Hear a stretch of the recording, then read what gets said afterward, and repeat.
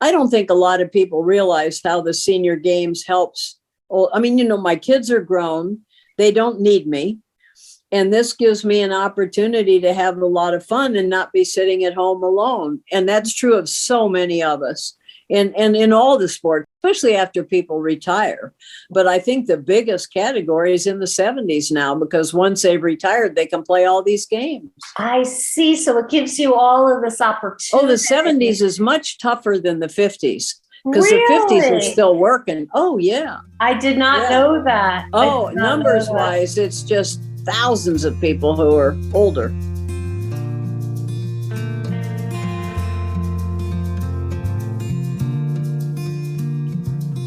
Welcome to Zestful Aging, where I speak with fascinating change makers from all over the world who are contributing to the common good. Contributing to the common good in even the smallest of ways is proven to help us age with vitality and deep contentment. I'm your host, Nicole Christina, psychotherapist and fellow Zestful Ager. My goal is to share optimism about aging and introduce you to guests who will inspire you to live with zest. And to find out more about this podcast, hop on over to zestfulaging.com. While you're there, sign up for my weekly email newsletter, The Insider, where you will get behind-the-scenes looks at our guests and other fun tidbits. And if you love the podcast, I'd be grateful if you shared it with your friends. Our music is courtesy of Judy Banker, who was a previous guest on the show. Find out more at judybanker.com. And our technical director is Stephen Litweiler. My guest today, Alice Tim, played at Wimbledon 5 times, limo and strawberries included. She began her tennis career before Title IX was enacted, when women athletes were not supported by their universities and had to organize their matches and transportation on their own. At 79, Alice is a gold medal winning pickleball player who says pickleball is a way to keep active and avoid loneliness. To say she is sassy is like saying the sun is hot.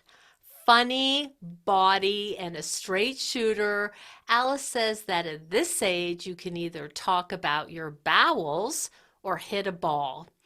I had the great privilege of joining Alice for dinner at the National Senior Games this past spring in Fort Lauderdale. Enjoy Alice's irreverent humor and zest for life. So this idea of what did you say? Staying alive when you're old, or being alive when you're old? Well, yeah, it's like with the Title IX stories. I'm in demand because I'm still alive to tell about it. So, we'll talk about, you've told me some of the stories about hitchhiking alone as a young woman when you were on the tour. We can talk about that, but tell me a little bit about what you're doing for Title IX. Well, NSGA did a segment. Did you see that? I didn't. No, tell me. Del Moon put it together. It really was very good. It was with Catherine Switzer, the woman that was yanked out of the Boston Marathon. Yes. I also did a webinar on Title IX for a school, for university, because so many young people that are in the university now, they don't realize that women didn't have an opportunity. They just take it for granted. And so it was part of a history study for them. And that was kind of interesting. Now, tell me about your particular experience with Title IX, because you've had personal experience before Title IX got passed. Well, that's really the thing. Since I started before Title IX, then I coached during Title IX. So in the beginning, there were no sports for girls at all. And so when I went to the University of Florida, I started the women's tennis team. Really, the way women had an opportunity to be trained was through sororities. Sororities gave them a chance for leadership. And at the University of Florida, the biggest deal in the sorority was an intercollegiate, an interfraternity council sports award with all the different sports. And then there was this huge trophy. So I met the players from the other sororities. And that's how I put together the team. That's how I found the players to put together a team. Rita Mae Brown, for example, she was on my team, the author. And Rita Rubinoff, whose brother, I think, played with McEnroe. There were some good players on our team and put it together. But of course, we didn't have a coach. We didn't have uniforms. One of the phys ed teachers drove the station wagon, and that gave us the opportunity. See, Florida was a men's university and Florida State was a women's university. I see. And they had recently integrated just before I came. So there was 75% or 78% of the student body was male. So Florida State already had a team. Rollins had a team. Stetson had a team. Miami had a team. But it wasn't part of the NCAA. And so anyway, I started the team and played before Title IX, but the USTA had women's tennis, but it was completely separate from education. There were still women's tournaments. And then I went to Europe my sophomore year in college and started really playing the tour. And then you were on the WTA? That was before the WTA. Wow. It was Billie Jean King and Margaret Court era. And there was no real organization. There really wasn't a men's pro organization yet either, because Labor had just split and gone with Gonzalez and gone on the men's pro tour. But there wasn't equal money, there wasn't a lot of money for anybody. So what was the sort of the feeling like with the other women? Was there a sense that, we got to do something? Was there just an acceptance? This is the way it's always been. What was the kind of the feel? Are you talking collegiately or the world tour? Let's start collegiately. Collegiately, I think it depended on your personality. And I would say the majority of people accepted the way things were and didn't really want to make a change. That's why I like Gandhi's quote so much, to be the change you wish to see in the world, because I don't think it's up to somebody else. And it certainly wasn't up to somebody else in my case. I felt it was up to me to start the team and play. I wanted to play tennis.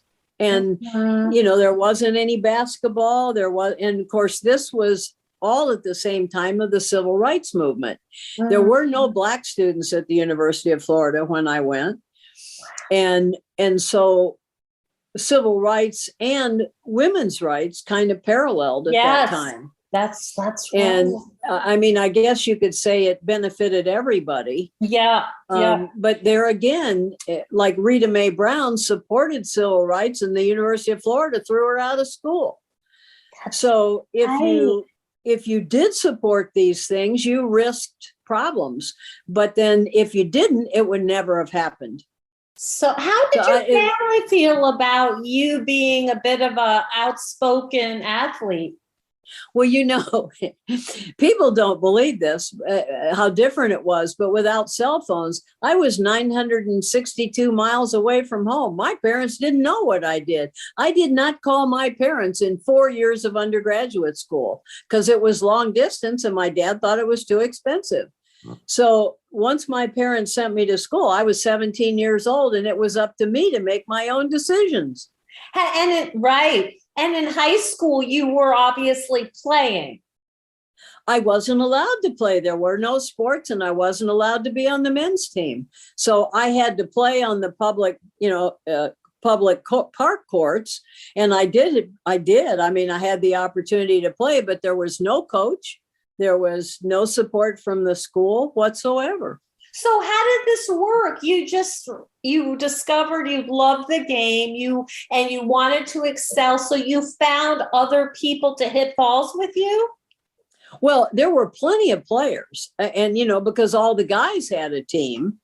And interestingly enough, I lived 2 blocks from Bradley University, and there were Bradley Park courts. And the basketball teams, this was a time of Oscar Robertson and NIT basketball for Bradley.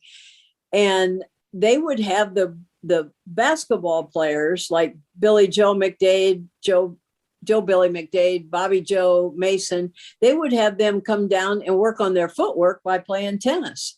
And so there were plenty of people to play tennis, with, but it was outside of school. And then were there any tournaments or anything? Oh yeah. There were tournaments. So you could. Oh yes, the USTA. You could play. Yes. Yeah, I mean, women were included in sports. It took a law to force schools to allow women to play. And so then you did your undergrad work, but then midway through you went to Europe? Every summer, and Florida was on a trimester system. Okay. So I'd take a lot of courses and then I'd have the 4 months of the summer to play. And I would immediately fly over to Europe. Wimbledon is in June. So I'd fly over for Wimbledon and then I would stay in Europe. And and who would you stay with? I mean, how did this work? That's where I was incredibly lucky because tennis, now it's entertainment. They have an entourage. They got this and they got that. But in those days, we all traveled together. The men's team and the men's players and the women's players were all together. And we would get housing. So we didn't have to pay anything. They would feed us at the club every day. So it didn't cost anything to play. But Pan American Airways had a ticket around the world for $1,250. So after I graduated, I would buy a ticket and I would start in Chicago. And you had to make progress 52 weeks in one general direction. So I would fly from Chicago to Los Angeles, to San Francisco, to Honolulu, and then to Tokyo, Hong Kong, and then drop down for the Australian circuit, then come back up and come through. Actually, I was in Afghanistan and Iran, and then you'd move I played the Israeli circuit. Then you'd come into Europe, and I'd play all over Europe. You'd play the Italian championships and the French championship, Monte Carlo, and then Wimbledon, and then you could drop down and play the circuit in Africa, or I could fly back to the United States, play the US championships, drop down, play the Caribbean championships, come back up to Chicago, buy another $1,250 ticket and start it over for 52 more weeks. And it was terrific. You had to be in your early 20s. Oh yeah, I first started at 18, but that was only for the 4 months. I didn't play until I graduated. I didn't play 12 months a year until I graduated. And so you were with this group of women tennis players. And men. And the thing is, I traveled on the trains and the planes and all with the guys. They were like kind of your buddies and like a brother, kind of protect you and look after you. Because, there were some sketchy places, I imagine. And so we all traveled together. We rode the trains, and then I got to know all those guys as well as the girls. And are you still in touch with some of them?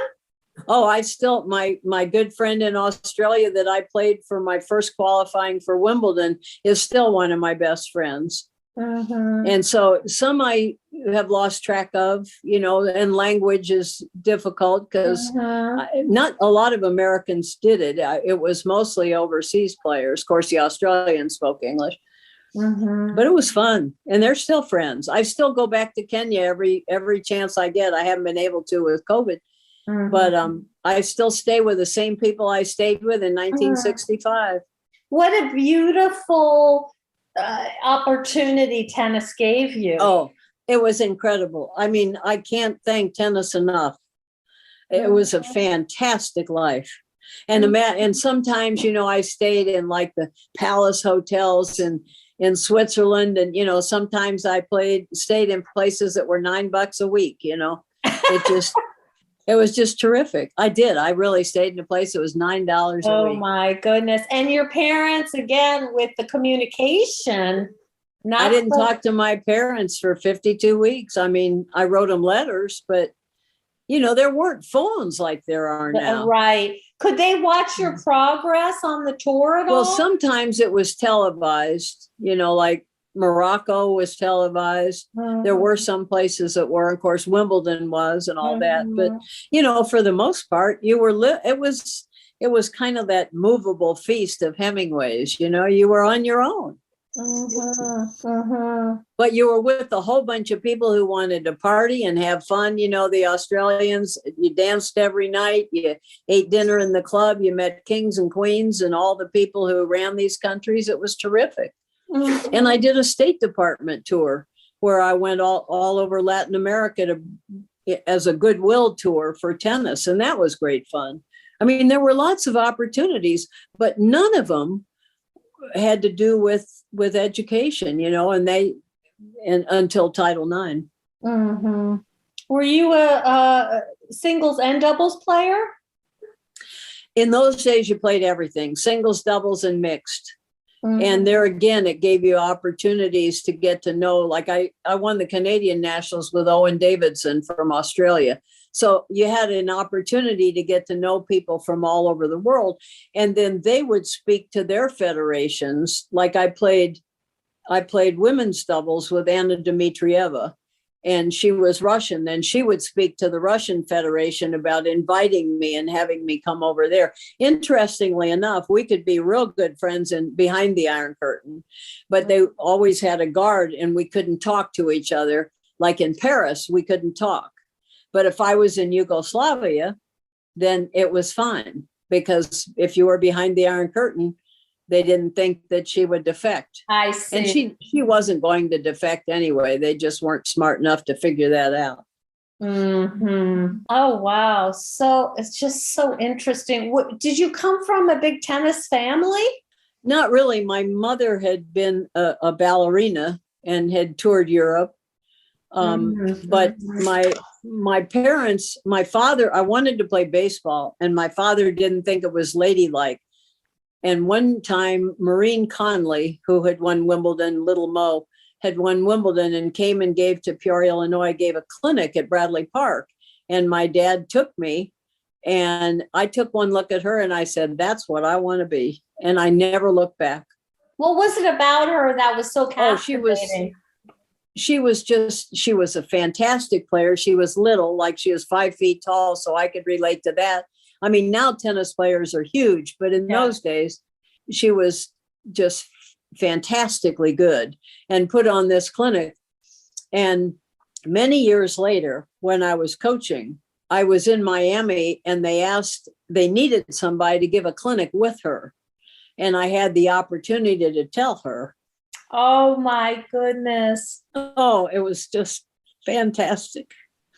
And you said to her, it's because of you? Well, I mean, she changed my life. And that she died very young. Did she? I think she was 30 something. And then and she had 2 daughters. And I had a chance to tell her daughters. I ran, I think it was the Southern Championships or something, and I had a chance to tell her daughter what you thought of her mom. Oh, she was phenomenal.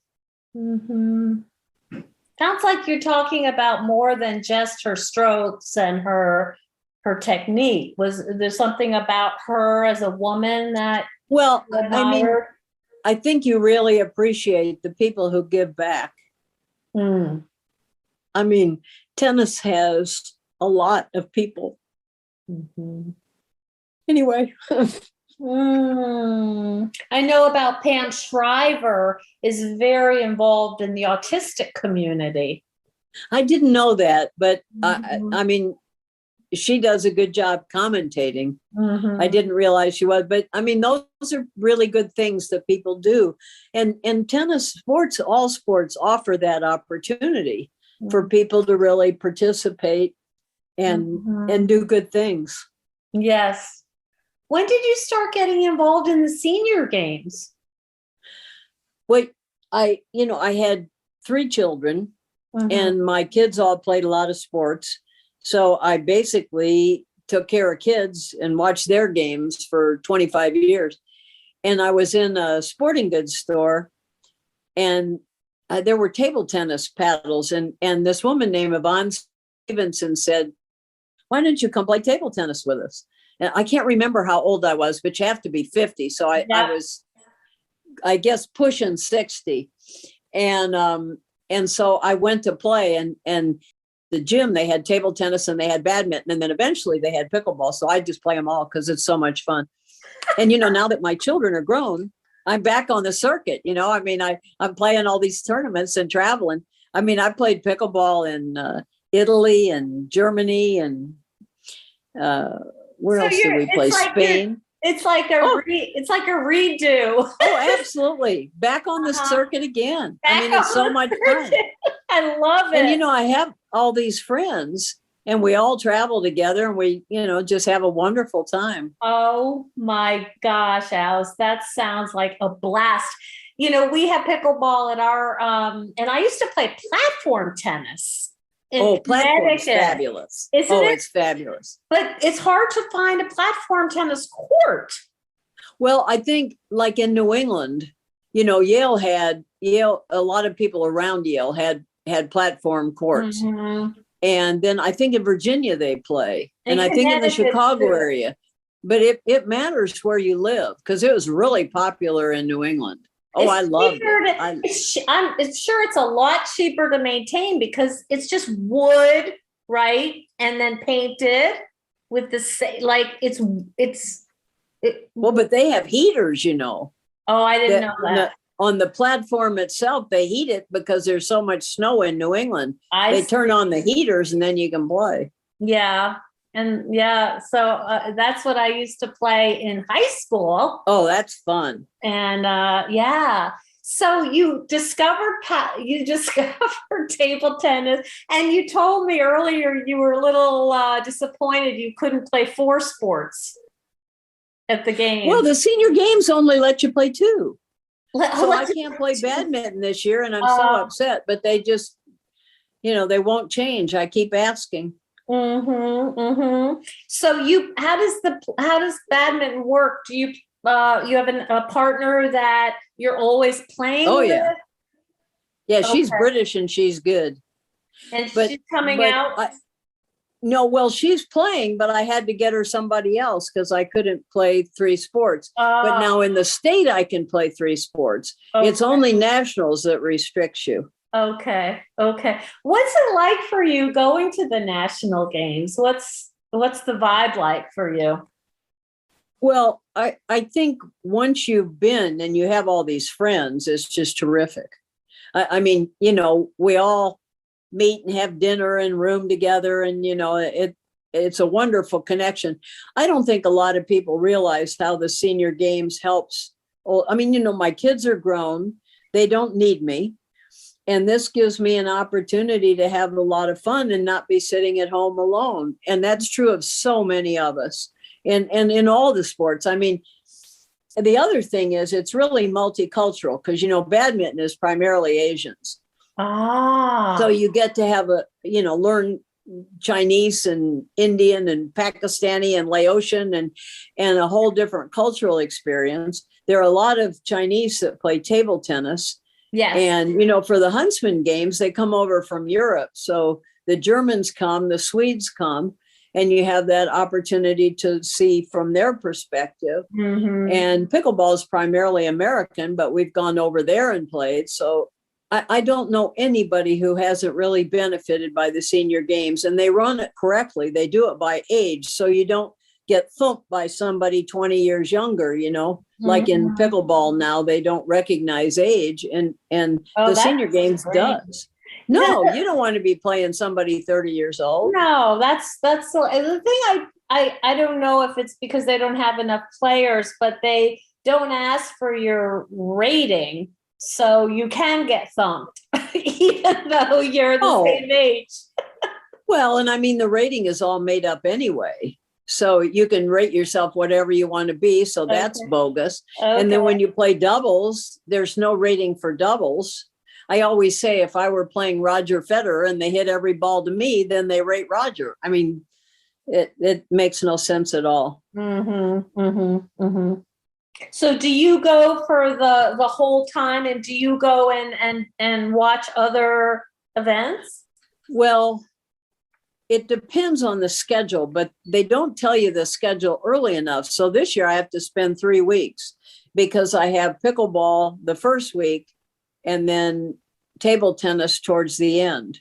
But I do cover it for Pickleball magazine, so I don't mind being there a little bit, so because I write the articles and I enjoy that. So you'll be in you're staying in Fort Lauderdale? Oh yeah. We've got a whole bunch of people that are going to have fun down there. That's great. What hotel are you going to be at? I should come. I can't remember. It's one near the airport. Okay, and because I couldn't get anything reasonably priced anywhere close. They wanted like $350 for the one at the Civic Center. We'll be playing. Well, not the pickleball, but the tennis will be on the Jimmy Everett courts. Oh, it will? Yeah. At Holiday Park? Yeah. You're kidding. That's what I understand. Goodness. Oh, that's exciting. And they have clay courts there and a backboard and all of that. I played there in 1960. I think I played Chris Everett there. Wow. Isn't that something? Oh, it was a beautiful place. I mean, it was a big tennis center. Yeah. Way back when. Yeah, that's right. So in terms of women who are over 50, who have, maybe they played sports in school and college or a little bit here and there, what would you tell them about getting involved in the senior games? Oh, I'm an ambassador for Huntsman. I tell everybody that they should be in the senior games. I mean, it is incredibly fun because you can pick any sport. We're going to play cornhole this year in the senior games. And so we've got to go out and practice. I mean, it doesn't matter what sport you play. Yeah. And I always do the track and field. And I've found that there's such a different mentality. The people that play track and field, the people that play table tennis, there's a completely different mentality.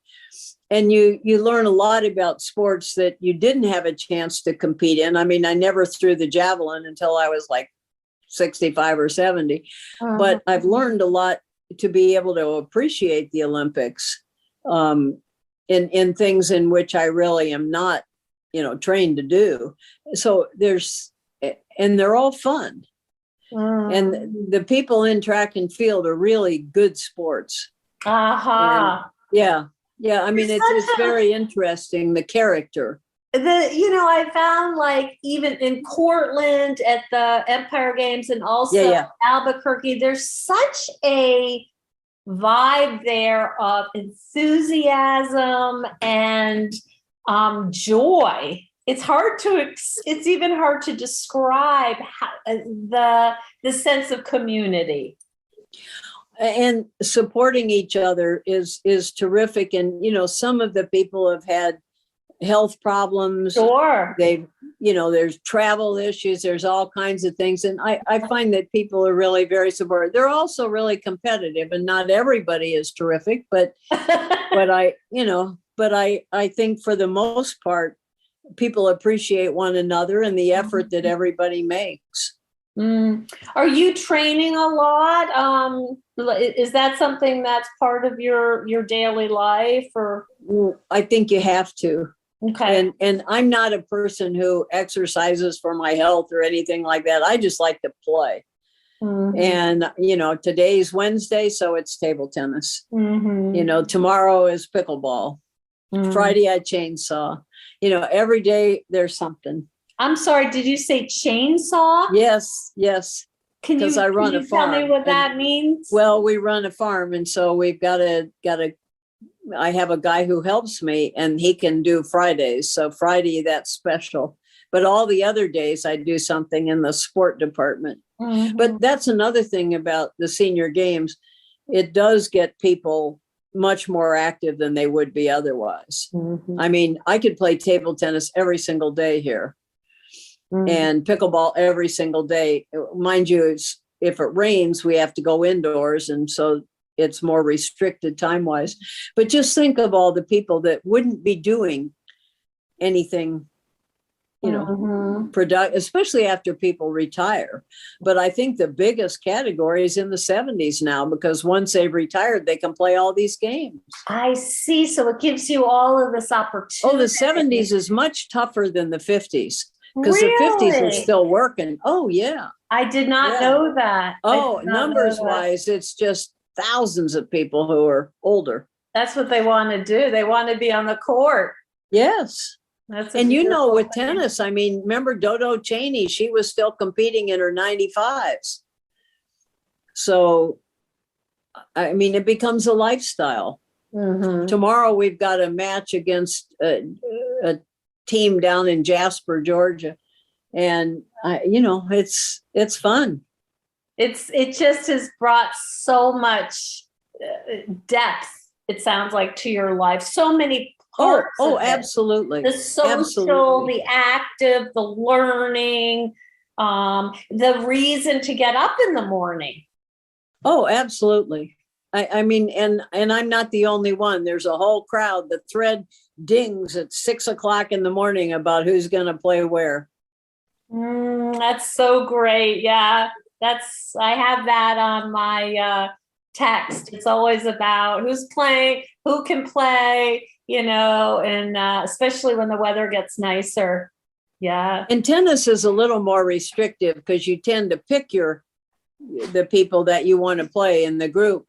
But table tennis is a little bit more open, and pickleball is a little bit more open. So you can always get a group at any time of day or night. I made sure when they built the courts that they lighted them. Great. So we can play at night. Oh boy. Oh wow. It's so fun to talk to you, Alice. And it's so exciting. I look at people at the courts here in upstate New York, and I think, I hope that I am still hitting balls, even though I won't be diving for them. That's where, if it all ends on the court, that's fine with me. Yeah, but see, you don't need to hope. You have to make it happen. Yes. I mean, that's the big difference, is that it's really up to you to support the games. So I am so grateful to be able to finally see you and ask you some questions about your phenomenal life and what the future holds for you. I'll go ahead and send you all my contact information. I'm going to edit this and send you a link and send it to Dal as well. Hey, thanks a bunch. Thanks I a lot. appreciate it. We'll see you soon. Okay, Alice. Bye-bye. Bye-bye. Thank you so much for joining us on Zestful Aging. If you like the podcast, please share it with some of your friends. If you think decluttering could help you feel better and you could use a little assistance with that, check out the online course I've developed with professional organizer and designer Carrie Luderin. It's called Too Much Stuff. And Too Much Stuff is different from other courses or articles or guidance you may have used up. We give you clear steps to deal with the clutter and the tools to help you face the overwhelming feelings and the emotions that come up when we're going through our clutter. And a lot of those emotions are just feeling anxious or guilty or just basically flooded with a lot of different confusing feelings. The course is really practical. It's realistic. The lessons are short and punchy, and they're really manageable. We're not trying to set you up for some long exploratory, super in-depth, burdensome experience. We want something really helpful for you right now. We all need help with our anxiety. So being surrounded by more calm and less chaos can really help. So now's a good time to clear out the clutter so we can focus on what's really important in our lives.